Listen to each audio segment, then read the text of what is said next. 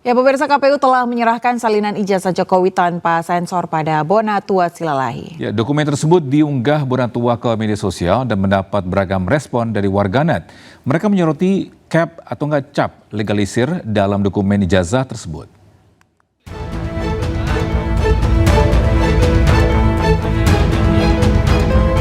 Komisi Pemilihan Umum telah menyerahkan salinan ijazah Joko Widodo kepada Bonatua Silalahi. Ijazah tersebut diterima oleh Bonatua tanpa ada item yang disensor, termasuk 9 item yang sebelumnya ditutup, kini bisa dilihat. Salinan ijazah Jokowi tanpa sensor ini diserahkan KPU setelah sebelumnya Komisi Informasi Pusat mengabulkan permohonan Bonatua Silalahi bahwa informasi ijazah Jokowi berhak diketahui publik secara luas. Menerima salinan resmi fotokopi ijazah, ya ini saya fotokopi ijazah terlegalisir berwarna tanpa sensor. Menyambung kata Bang Mike tadi, ya. Inilah data ijazah pertama dari pintu depan KPU. Ya. Meskipun saya tahu, saya teliti banyak ijazah yang dari pintu belakang yang beredar, ya. Nah, ini nanti akan kita teliti, tujuannya peneliti, mohon kita dibantu ya Pak publik. Isu ijazah ini kan sudah memecah kita jadi 3 kubu tadi. Nanti mari kita di medsos, di mana-mana kasih data yang benar. Ya. Yang pasti jangan sampai kita menjadi fitnah. Melalui akun media sosialnya, Bonatua membagikan foto ijazah Joko Widodo yang diterima dari KPU. Dari unggahan tersebut, terlihat beberapa item penting, salah satunya adalah cap legalisir dari Universitas Gadjah Mada.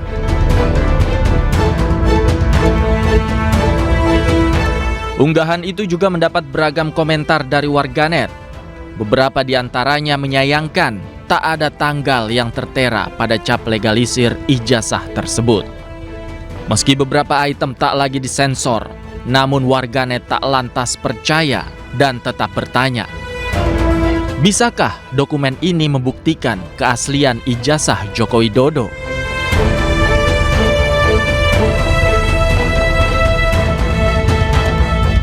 Tim Liputan iNews melaporkan.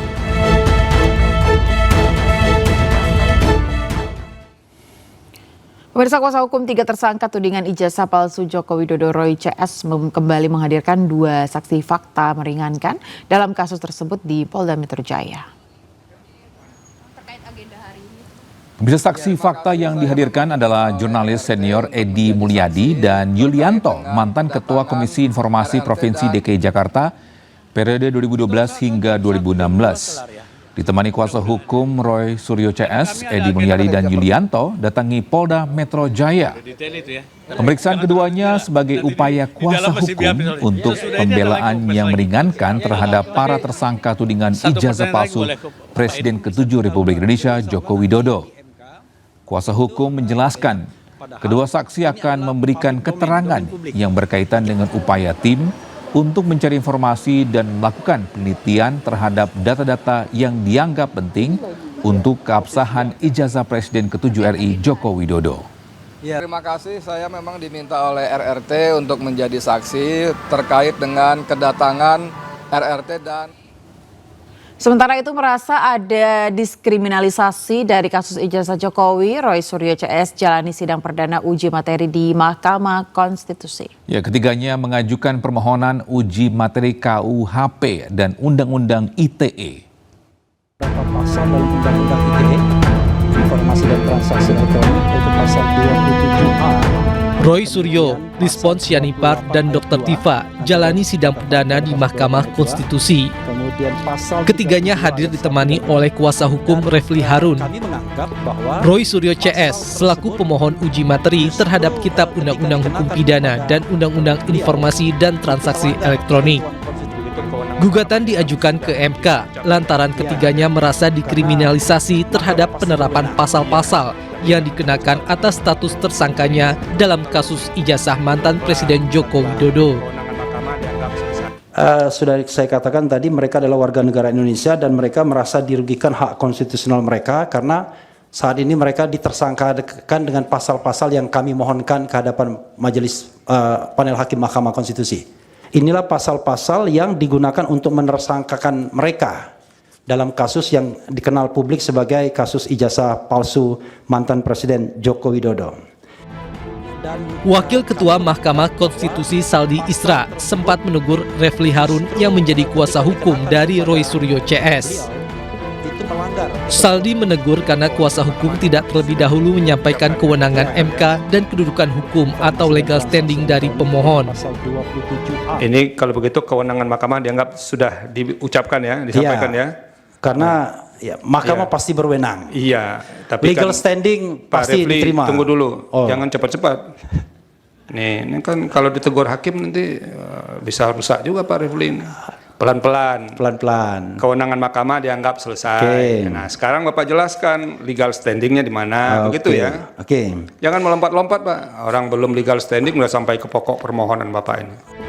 Permohonan uji material diajukan Roy Suryo CS berlanjut di MK.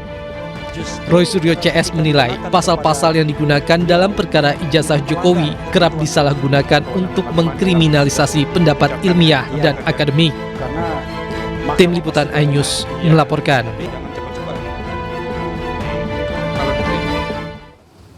Roy Suryo resmi mengajukan judicial review ke Mahkamah Konstitusi pemirsa terkait sejumlah pasal dalam KUHP dan Undang-Undang ITE. Ya, langkah hukum ini disampaikan usai dirinya menghadiri deklarasi gerakan merebut kedaulatan di Menteng, Jakarta Pusat.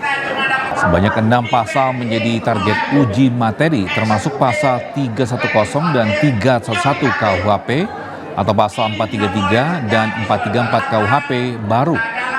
Roy juga menguji pasal 27, 28, 32 dan 35 Undang-Undang Informasi Transaksi Elektronik atau Undang-Undang ITE yang selama ini sering dinilai kontroversial dalam penerapannya di ruang digital.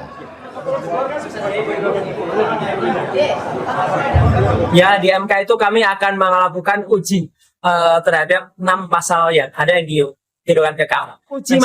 Uji materi lagi. Pasal berapa Pak kalau boleh tahu? Pak, ada pasal 310, 311 atau yang terbaru itu menjadi pasal 433, 434, kemudian pasal 27, pasal 28, kemudian pasal 32 dan 35 Undang-Undang ITE. Presiden Prabowo Subianto berencana membangun gedung 40 lantai untuk MUI di sekitar Bundaran HI. Ya, Pemprov Jakarta pun bersiap sediakan lahan untuk pembangunan gedung ini.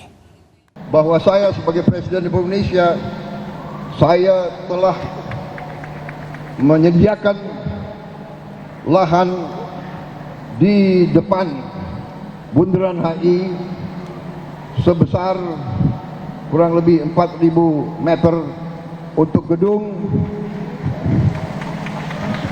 bagi MUI.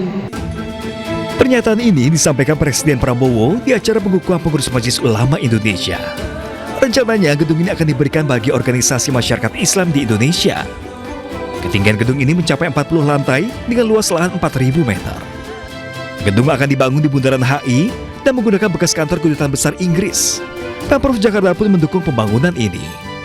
Gubernur Jakarta Pramono Anung menegaskan pembangunan gedung akan dikerjakan sepenuhnya oleh pemerintah pusat. Pemerintah DKI Jakarta menindaklanjuti arahan Presiden kalau memang Presiden ingin membangun di gedung apa yang dulu dipakai oleh Kedutaan Besar Inggris. Jadi intinya itu, tetapi memang seperti diketahui di tempat itu telah ditetapkan menjadi heritage nasional, provinsi. Maka dengan demikian kalau harus ada pembangunan gedung, tentunya peraturannya yang harus kita jalankan tetapi tidak melanggar prinsip dan arahan yang dilakukan oleh Bapak Presiden untuk membangun gedung itu. Untuk urusan pembangunan tentunya menjadi kewenangan pemerintah pusat. Tetapi persyaratan lapangannya pemerintah DKI Jakarta akan memberikan support. Pembangunan di penjuru Indonesia yang dilakukan pemerintahan Prabowo membuatnya mendapatkan gelar Bapak Pembangunan Modern. Gelar ini diberikan oleh Haidar Alwi Institute. Memberikan penghargaan berupa piagam ke yang pertama ke Bapak Presiden Prabowo sebagai Bapak Pembangunan Modern. Kedepan, pemerintah Presiden Prabowo akan fokus membangun bangsa untuk mencapai Indonesia Emas 2030. Liputan iNews melaporkan. Pemirsa, Sungai Cisadane diduga tercemar limbah kimia cair, ratusan ikan mati. Ya, jangan kemana-mana, sudah akan segera kembali.